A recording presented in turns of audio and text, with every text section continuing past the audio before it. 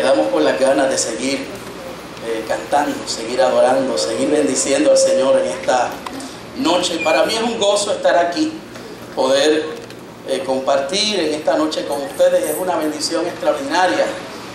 Y yo no sé, yo siempre tengo la experiencia que mientras disfruto del culto, me voy atrás a mi niñez, me voy atrás a toda esta vida que el Señor me ha permitido vivir en Él, y cuánto he disfrutado la fe, cuánto he disfrutado la bendición del Señor.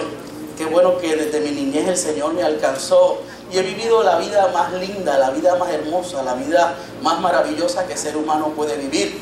No carente de necesidades o carente de situaciones económicas o de problemas, pero con Dios en mi noticia todos los días, con Dios en mi noticia todo el tiempo. Y estar aquí es una bendición gloriosa, es una bendición maravillosa, una bendición poderosa de nuestro Dios. Yo le invito a buscar en sus Biblias, en la segunda carta del apóstol Pablo a los Corintios. En esta mañana, en el culto de las 8, cuando predicábamos, decíamos que tal vez hoy vamos a romper el ciclo de el mensaje de temporada. Le dejamos al pastor rector esa tarea, pero mi corazón estaba inquieto por tocar este pasaje de la palabra del Señor. Y ciertamente hoy, en esta noche, lo que queremos es darle continuidad a la palabra del Señor que tocamos esta mañana. Así que es posible que hoy tenga la mitad del sermón del pasaje de 2 de Corintios, capítulo 5, del verso 11 al verso 1 del capítulo 6. Así que queremos dar lectura a esos versos a la gloria del Padre, del Hijo y del Espíritu Santo en esta preciosa noche. Amén.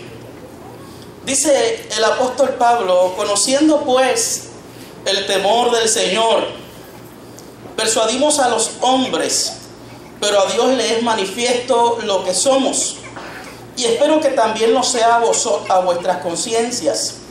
No nos recomendamos pues otra vez a vosotros, sino damos ocasión de gloriaros por nosotros, para que tengáis con qué responder a los que se glorían en las apariencias y no en el corazón. Porque si estamos locos, es para Dios, y si somos cuerdos, es para vosotros. Porque el amor de Cristo nos constriñe, pensando esto, que si uno murió por todos, luego todos murieron. Y por todos murió, para que los que viven ya no vivan para sí, sino para aquel que murió y resucitó por ellos. De manera que nosotros de aquí en adelante a nadie conocemos según la carne, y aun si a Cristo conocimos según la carne, ya no le conocemos así. De modo que si alguno está en Cristo, nueva criatura es.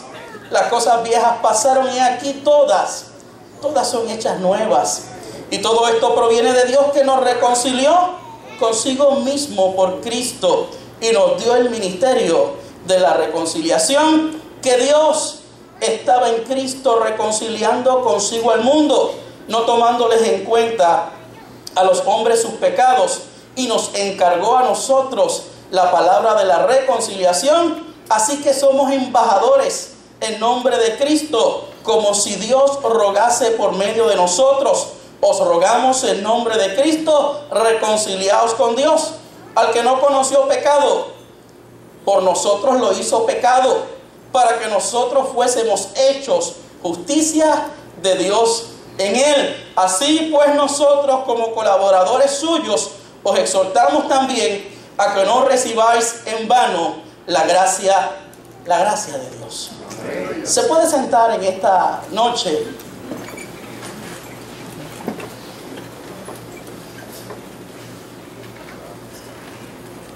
Y me gustaría comenzar en esta noche con un relato. Una noche el pastor Owen Lower se hallaba en una de las estaciones del metro de Nueva York. Repartió algunos folletos y ya se disponía a regresar a casa, cuando vio a un hombre pensativo sentado en un banco. El pastor Lower sintió la necesidad de darle un tratado, pero pensó: ¿para qué? Seguramente no le interesará. Sin embargo, el Espíritu Santo lo impulsó a abordarlo y le dijo: ¿quieres algo para leer?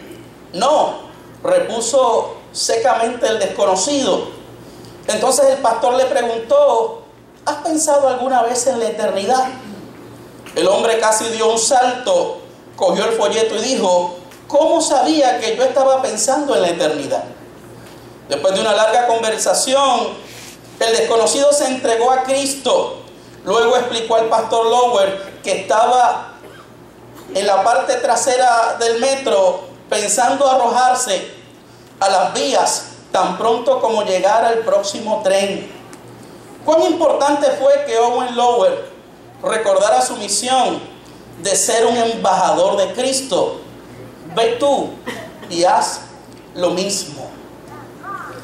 En esta mañana tocábamos parte de este pasaje bíblico y comenzamos diciendo que en la experiencia de la vida de la iglesia, los ministros de Dios vivimos los momentos más gloriosos, los momentos más sublimes, los momentos más extraordinarios, pero podemos vivir también los momentos más dolorosos, los momentos más angustiosos, los momentos más difíciles.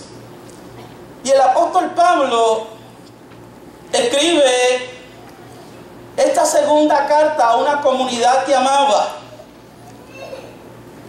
entendiendo que el apóstol Pablo anteriormente había escrito aquella primera carta a los Corintios, una iglesia que amaba en gran manera, pero que le había dado grandes dolores de cabeza. De hecho, yo recuerdo predicar un sermón hace unos años atrás que decía, se titulaba "No seas como los de Corinto".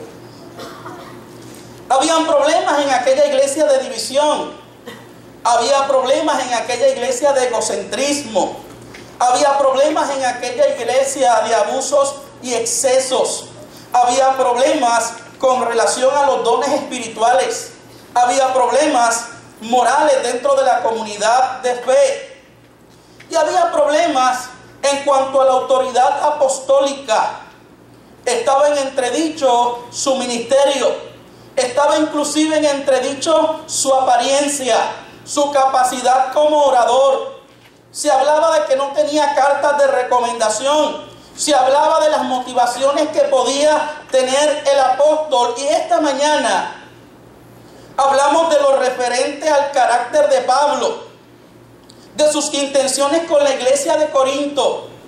Habíamos dicho que aquella primera carta, el resultado de la misma no fue el mejor, y el apóstol Pablo tuvo que hacer una visita a aquella comunidad de fe que se conoce como la visita de las lágrimas o del dolor y la tristeza, porque la respuesta que tuvo Pablo cuando fue a visitar aquella comunidad de fe que amaba fue rechazo, fue señalamientos, y tuvo que salir a prisa de aquella comunidad de fe.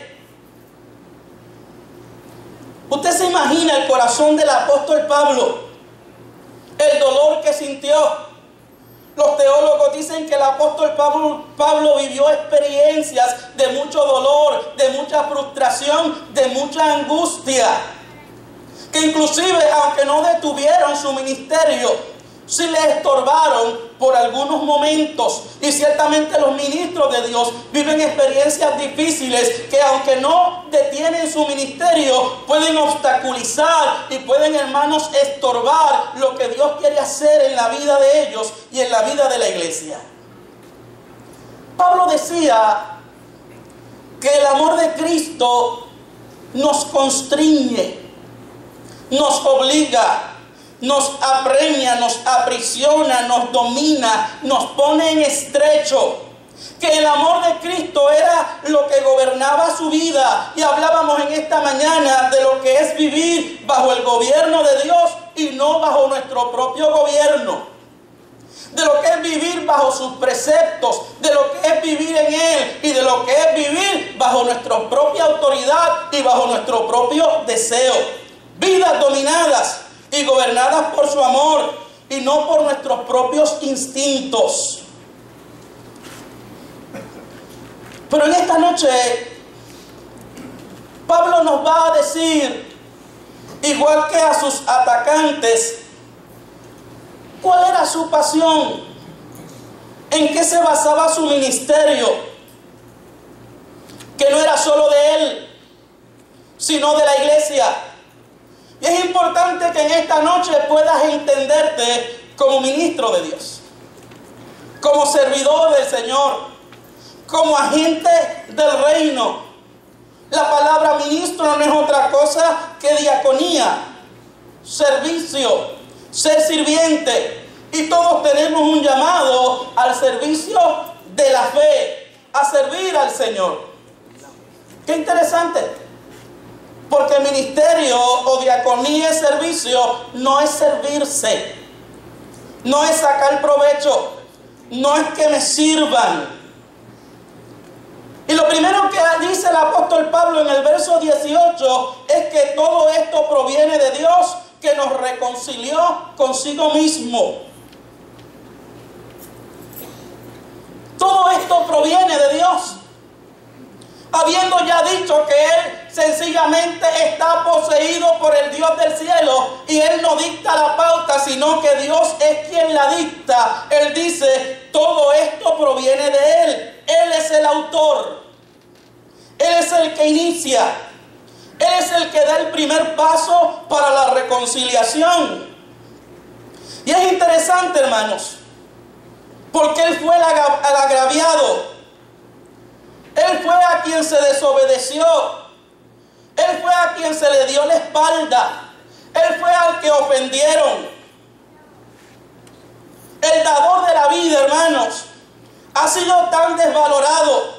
La humanidad ha sido tan mal agradecida con Dios. Pero su amor le hace dar el primer paso. Y Él tiene razones, o tenía razones para estar airado, para estar molesto, para querer que nos mantengamos a la distancia.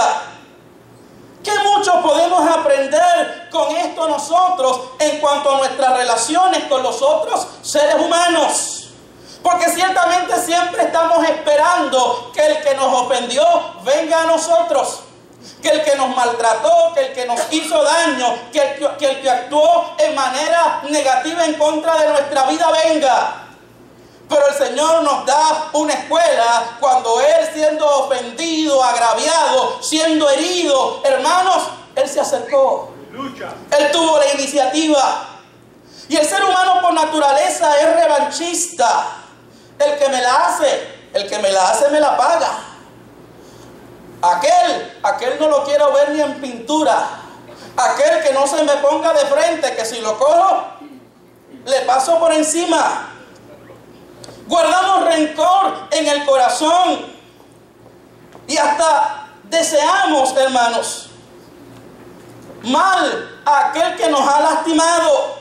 Aprendamos de Dios, que fue despreciado por los hombres, y Él extiende la mano de la reconciliación. Oh, ¿estás dispuesto en esta noche a extender tu mano de reconciliación? Aquel que te ha herido, aquel que te ha lastimado, aquel que te ha ofendido, extiende la mano como le extendió el Señor.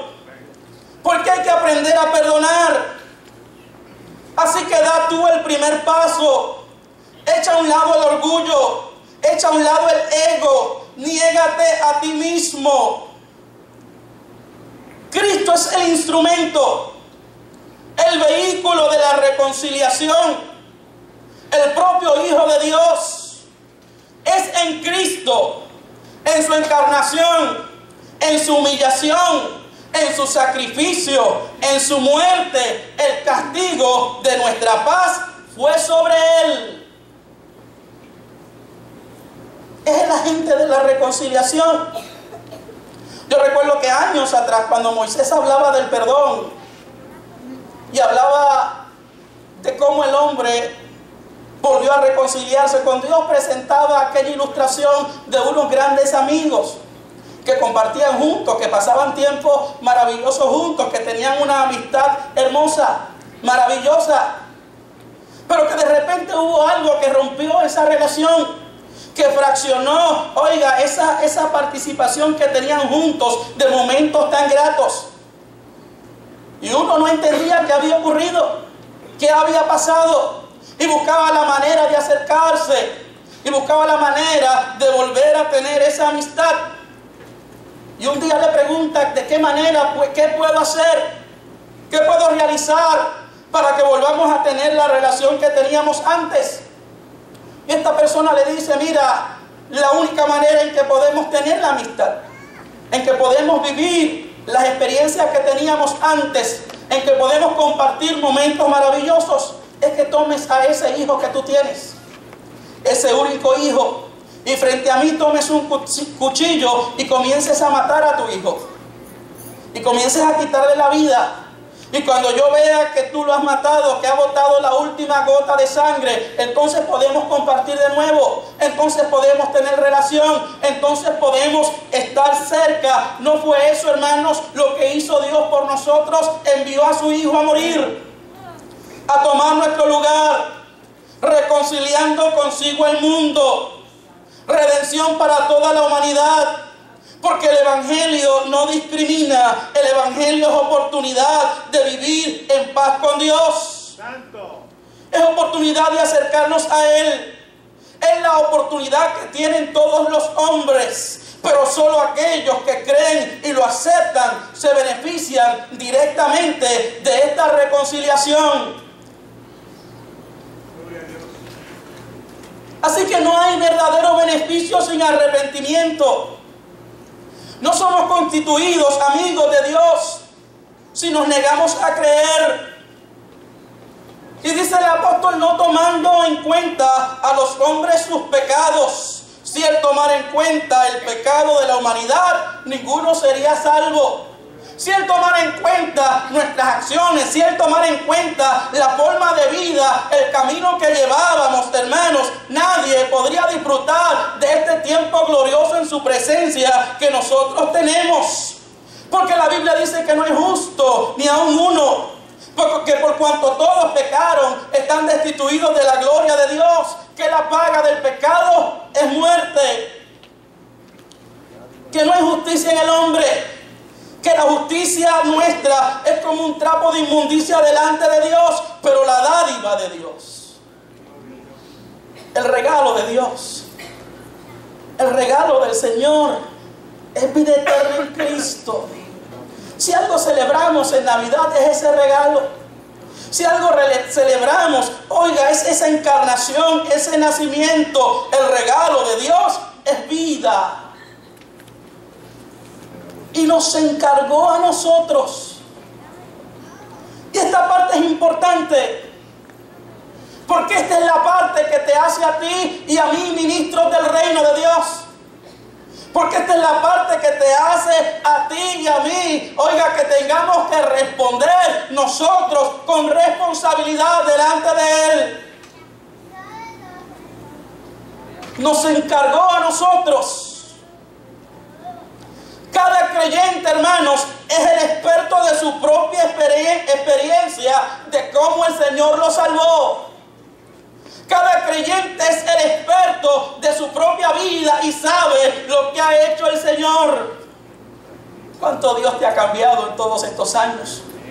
¿Cuánto Dios ha transformado tu vida? El rumbo que tú llevabas, de dónde el Señor te sacó.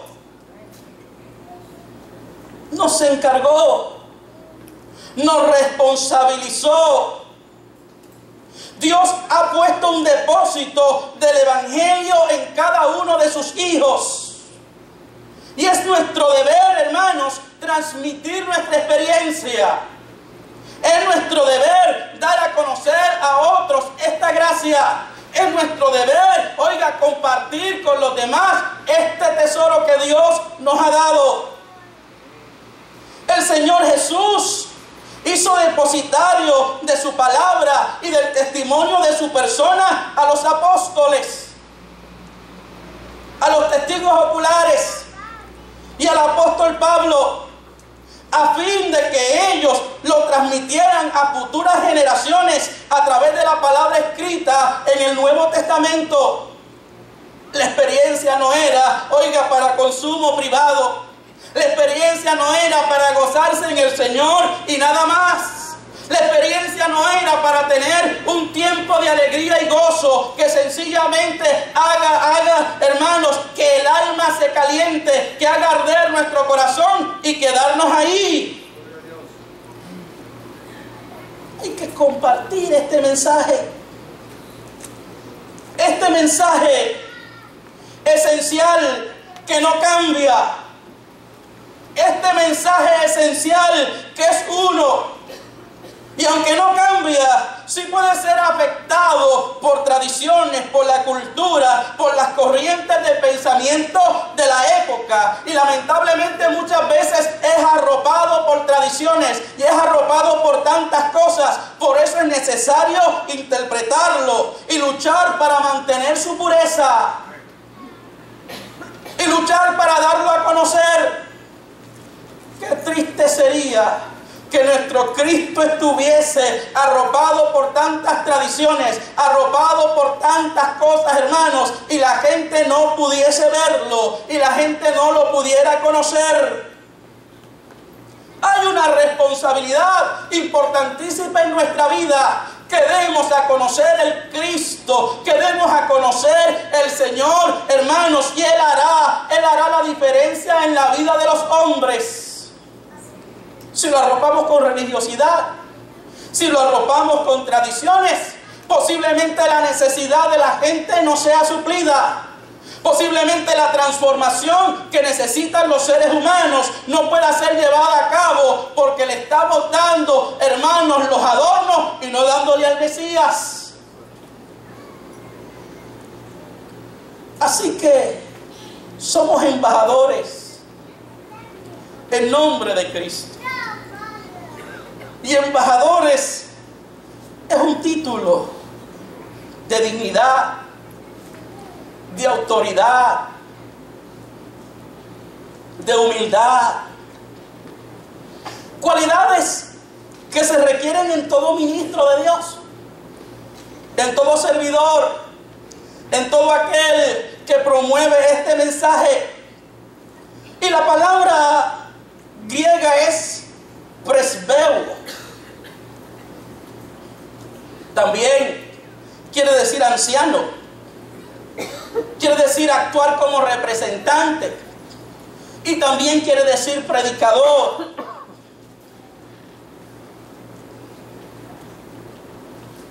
Un embajador es un representante del rey o gobierno de un país.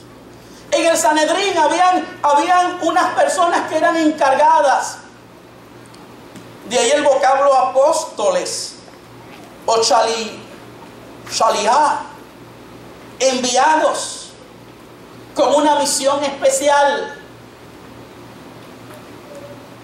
Pero un embajador, hermanos, no solo habla en nombre del jefe de un país, sino que actúa en nombre de él. Así que tus palabras y tus acciones te hacen embajador. Así que tus palabras y tu testimonio le dicen a otros acerca de la experiencia con Jesús.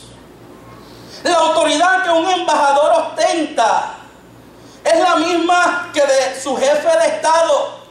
Él no nos da menos autoridad. Él nos da la misma autoridad. Le representamos a Él. Dios ha puesto en nosotros exousia, esa autoridad.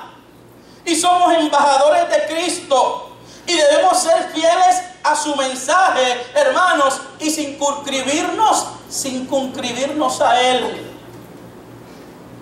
No podemos llevar nuestra propia opinión o decir lo que nos venga en gana. No nos representamos a nosotros mismos. Cuidado a aquellos que en nombre de Dios realizan sus propias agendas. Eres embajador, no eres el gobernante, no eres quien domina. Sencillamente eres un representante del líder del reino. Y no puedes hacer lo que te plazca. ni decir lo que te venga en gana, independientemente del lugar de autoridad que un ministro ostente. No es lugar, hermanos, para nosotros creer que tenemos la libertad de decir lo que nos venga en gana y utilizar la autoridad de mala manera. No se puede desvirtuar el mensaje del Evangelio buscando nuestro propio beneficio.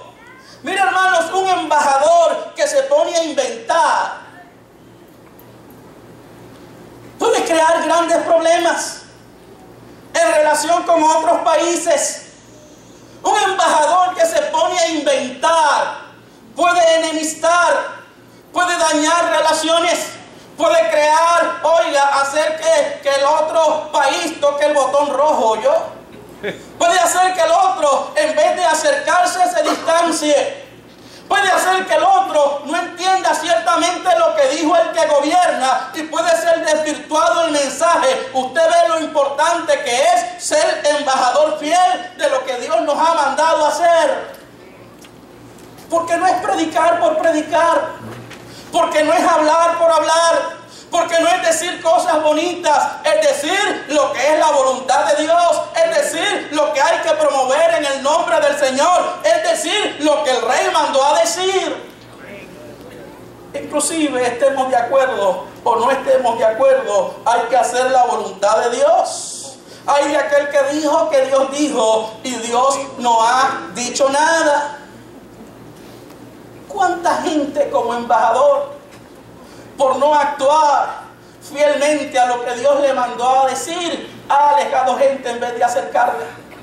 Ha distanciado personas del reino de Dios, ha distanciado familias, ha sido de piedra de tropiezo para que otros se acerquen, porque sencillamente ha inventado cosas que no se le mandaron a decir, o de su propia opinión ha dicho cosas que el rey no mandó a hacer. Hermanos, en nombre de Dios, se han hecho tantas barbaridades. Mire, algunos hechos en cuanto a los embajadores. Los embajadores son escogidos. Y Cristo había escogido a Pablo para que le representara. Su mensaje era el Evangelio de Cristo. Su meta era agradar a Cristo y ser fiel a la tarea que Él le dio. A los embajadores se le protege. La nación le suple a sus embajadores todo lo necesario. De la misma manera, Cristo suplía todas las necesidades de Pablo y estaba con él en todas sus crisis. Ten garantía que en tu ministerio la mano de Dios va a estar sobre ti.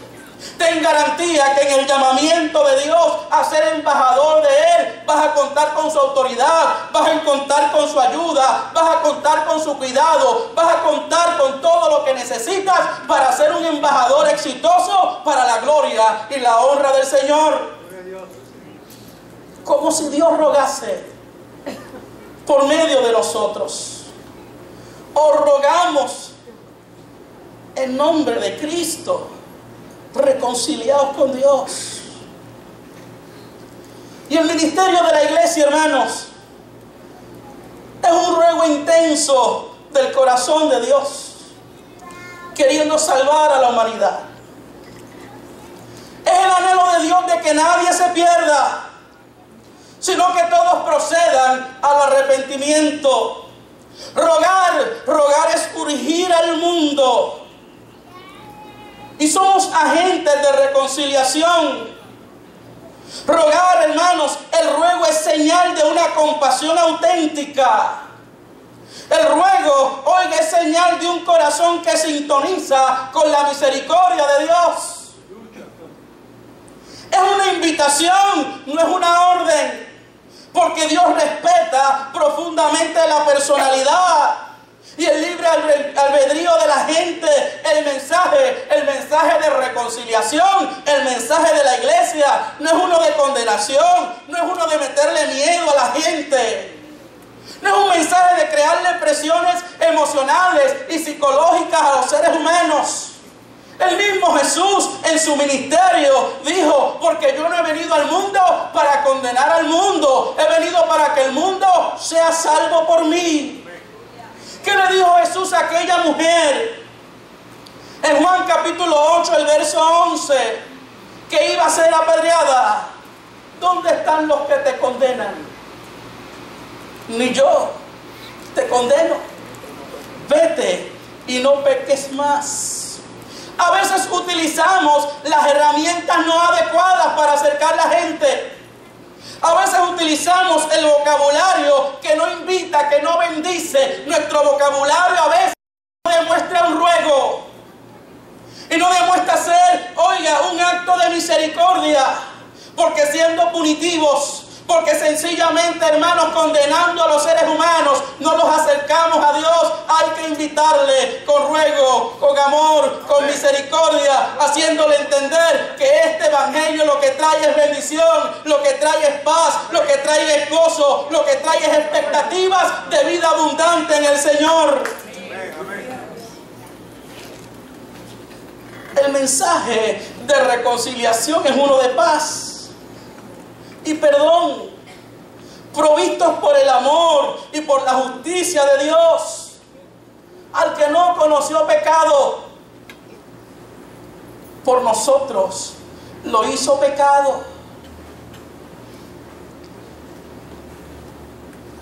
Y esto hay que entenderlo a la luz de los sacrificios del Antiguo Testamento, de lo que dice Levítico 16, el verso 22, cuando se tomaban dos animales, oiga, y uno se sacrificaba y sustituía al pueblo su pecado, y sobre el otro se ponían las manos, y los sacerdotes allí pronunciaban el pecado del pueblo, y era llevado a un lugar árido, a un lugar distante. Él tomó el lugar, Él tomó el pecado de nosotros, aquel que se humilló hasta lo sumo, aquel que se despojó de su gloria, aquel, oiga, en quien habitaba toda la perfección, aquel en santidad y en pureza cargó sobre sí el pecado de la humanidad,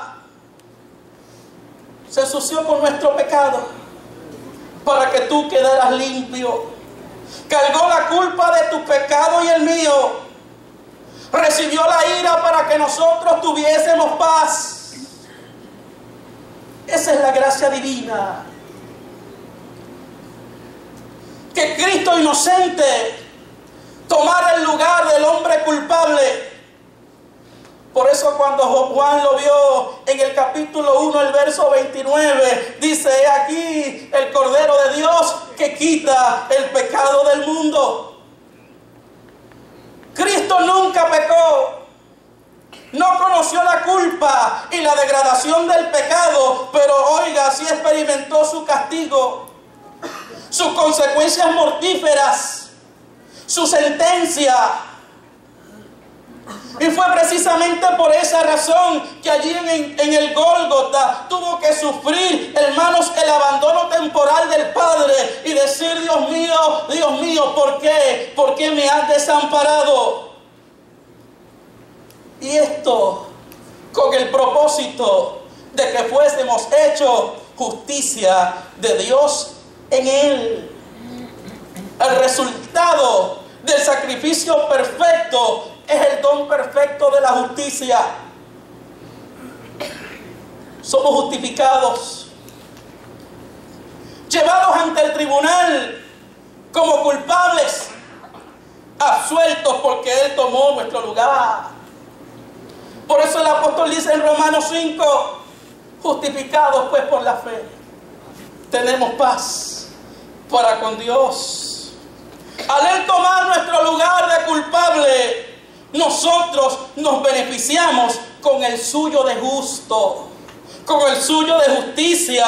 Así pues, dice ese verso 1 del capítulo 6, hermanos, nosotros, como colaboradores suyos, os exhortamos también a que no recibáis en vano la gracia de Dios.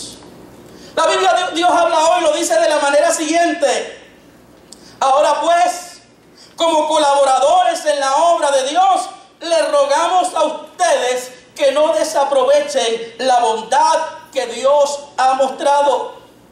La versión Nacarcolunga dice: cooperando pues con Él, os exhortamos a que no recibáis en vano la gracia de Dios. Paráfrasis dice: no desechéis el maravilloso mensaje de la gracia de Dios. Esto costó sangre. Esto estuvo en más alto precio. Y Pablo urge, amonesta, ruega a sus destinatarios a que no desaprovechen la gracia de Dios. Porque, hermanos, mi corazón se entusiasma.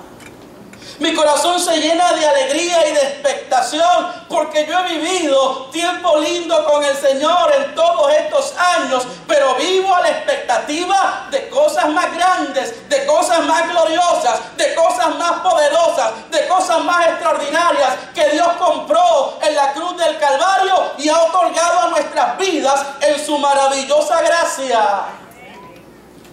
No podemos desaprovechar esta gracia abundante. El temor de Pablo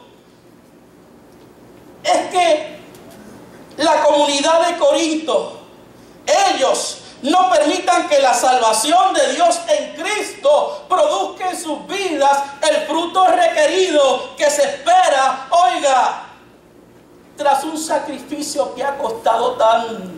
¿Por qué vivir vidas mediocres? ¿Por qué vivir vidas, hermanos, que no agraden al Señor? ¿Por qué no disfrutar lo mejor del Señor? ¿Por qué comer migajas cuando hay banquete de Dios? Cuando hay bendición abundante del Señor. Esa es la gracia de Dios. No la desaproveches. Aprovéchala al máximo. Era un llamado a vivir la gracia intensamente en la experiencia de vida cotidiana, en la experiencia de vida diaria. Y lamentablemente la comunidad de los corintios, que habían experimentado la bendición de Dios, que habían experimentado manifestaciones espirituales, que habían visto, oigan, milagros extraordinarios, estaban echando para atrás, y ciertamente el fruto de Dios no se estaba viendo en la vida de ellos. Tu transitar en la vida, tu experiencia con el Señor debe ir en crecimiento, debe ir en mejora, debe ir en desarrollo. Oiga, lo amamos cuando le conocimos, pero Él te da la oportunidad que le ames más. Oiga, Él se reveló a tu vida, pero Él te da la oportunidad de conocerle aún más, de conocerle aún mejor. Era importante. No fuese que su conducta inconsistente negara lo que ellos predicaban y profesaran. Recibir en vano la gracia de Dios es lo mismo que menospreciarla. Y la Biblia enseña cómo escaparemos si descuidamos una salvación tan grande. Hermanos, Pablo demostró a saciedad a sus destinatarios y aquellos que se levantaron contra él para menospreciar su ministerio y ponerlo en tela de juicio. Él le mostró su total sinceridad, le mostró de quién venía su autoridad, le mostró de quién era su llamado, le mostró cuál era su ministerio, que no era otra cosa, hermanos, que el ministerio de la reconciliación. Que Dios estaba en Cristo reconciliando consigo el mundo. Que lo que le movía a Él era el amor de Dios. Que a lo que se circunscribía Él en su mensaje era decirle a los hombres, era rogarle a los hombres: tienes la oportunidad de amistarte con Dios, tienes la oportunidad de acercarte a Dios. Y si hoy en esta noche hay gente aquí que no se ha reconciliado con Dios, te rogamos en el nombre de Cristo, acércate a Él, reconcíliate con Él, amístate con Él, que Él tiene bendición abundante. Lo que defendía y lo que valoraba más en la vida era la gracia de Dios. Tú tienes un ministerio, tú tienes una responsabilidad, Tú tienes algo importante que hacer por el reino. No tienes que ser apuntado por el dedo de un predicador. No tienes que ser nombrado por tu nombre, apellido, seguro social. No tienes que ser seleccionado, oiga, en forma milagrosa. No, desde el día que creíste y aceptaste la fe, tú eres ministro de la reconciliación. Amén. Solamente tú puedes hablar de tu propia historia. Solamente tú puedes hablar de tu propia experiencia. A lo mejor eres vendedor. A lo mejor eres negociante. A lo mejor eres médico, a lo mejor realizas una profesión, pero quiero, hermanos, que sepas que la profesión más importante en tu vida es el ministro de la reconciliación. Se decía algo de Guillermo Carey, que fue el primer misionero en la India, el cristiano por el cual la tercera parte del mundo posee la palabra de Dios. Por las traducciones que de la misma hizo él mismo, ayudando por sus colaboradores, traduciéndola entera o en parte en 40 distintos lenguajes. Tiene en su historia un sencillo pero significativo hecho. Siendo zapatero, antes de abandonarlo todo para ir a los paganos, descuidaba de tal suerte su negocio, ocupado en sus estudios, predicaciones y cartas que alguien le amonestó un tanto criticante. Alguien criticándole le dijo: Carey, le contestó, que yo descuido mi negocio. No es cierto, amigo mío. Mi negocio es precisamente extender el reino de Dios. Si yo vendo y arreglo zapatos, eso es solo para pagar gastos. Toda la vida de Guillermo Carey, desde los días cuando en plena juventud se dio al Señor, en el cuarto sencillo que ocupaba con su buen compañero Juan, en una casa de huéspedes, nos presenta el hombre que toma de todo a Cristo y se da por entero a Él. Yo no te estoy diciendo en esta noche que dejes tu trabajo para irte al campo misionero. Yo te estoy diciendo en esta noche que tu trabajo es secundario. Amén. Porque primero es realizar la obra que Dios nos mandó a hacer como ministros y embajadores de reconciliación para la gloria y la honra del Señor. Dios te bendiga en esta preciosa noche. Amén.